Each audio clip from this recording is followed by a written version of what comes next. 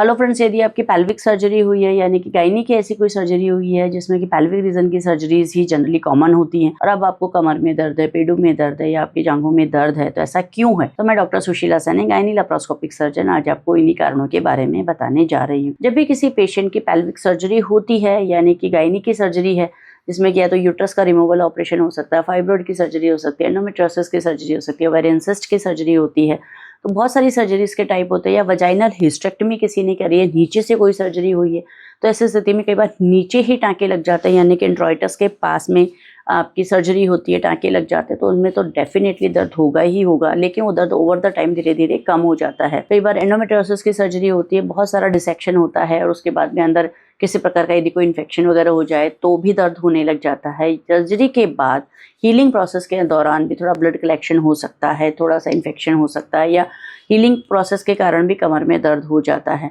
और कई बार पेशेंट लेटा ही रहता है, उठता ही नहीं है, करवट भी बदलने में कई बार सोचते हैं, तो इस प्रकार एक स्टिफ पोस्चर के कारण भी बैक एक होने लग जाता है। और कई बार पेशेंट को यूटीआई हो जाता है यानी कि ब्लैडर में इन्फेक्शन हो जाता है, उसकी वजह से पेडों में दर्द हो जाता है।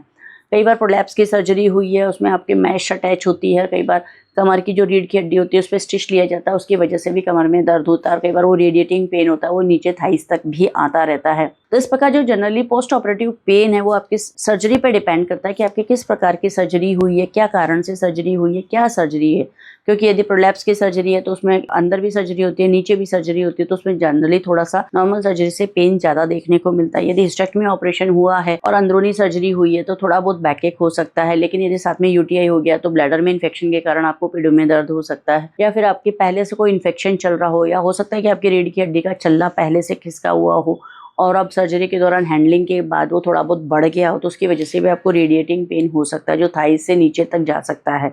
तो इस प्रकार यदि आपको सिवियर पेन है तो आपको डॉक्टर को दिखाना चाहिए। नॉर्मल पेन है तो आप थोड़ा सा बॉडी की फिजिक चेंज कर सकते हैं, थोड़ी एक्सरसाइज कर सकते हैं, योगा कर सकते हैं, स्ट्रेचिंग एक्सरसाइजेस कर सकते हैं, झुकने उठने बैठने वाली एक्सरसाइजेस कर सकते हैं। इससे कि आप अपने बैक एक को आराम दे सकते हैं। पेडों में दर्द है तो सोनोग्राफी करवाकर चेक करवाएं कि अंदर कोई इन्फेक्शन तो नहीं है। यूरिन की जांच करवा लीजिए, यूरिन में किसी प्रकार का इन्फेक्शन तो नहीं है। वजाइना का चेकअप करवा लीजिए कि अंदरूनी कोई इन्फेक्शन तो नहीं है। अगर नीचे वजाइना की तरफ कोई टाँके लगे हैं तो उनमें कोई सूजन पकाव तो नहीं है, कहीं उसमें मवाद तो नहीं बन रही है। ये सारी चीज़ें अगर ओवरव्यू में आप देखते हैं तो बहुत मोटे मोटे कई सारे कारण होते हैं। तो यदि आप डॉक्टर के पास पहुंच जाते हैं तो डॉक्टर ऑटोमेटिकली ये सारे कारण चेक कर लेता है और उसके हिसाब से आपको दवाई भी दे देता है और ये प्रॉब्लम ठीक भी हो जाती है। बट यदि आप डॉक्टर के पास नहीं पहुंचते हैं और अपने आप से सेल्फ ट्रीटमेंट करते हैं या बीमारी को बढ़ाए जाते हैं तो कई बार सर्जरी के बाद ये केस बिगड़ जाता है, इन्फेक्शन के कारण मान लो या और किसी वजह से मान लो, तो आपको तकलीफ ज़्यादा क्रिएट हो सकती है। तो अगर आपको भी सर्जरी के बाद सीवियर बैकएक है या बहुत ज़्यादा तकलीफ हो रही है, पेडों में दर्द है, जलन हो रही है और नीचे तक पेन खिसक रहा है,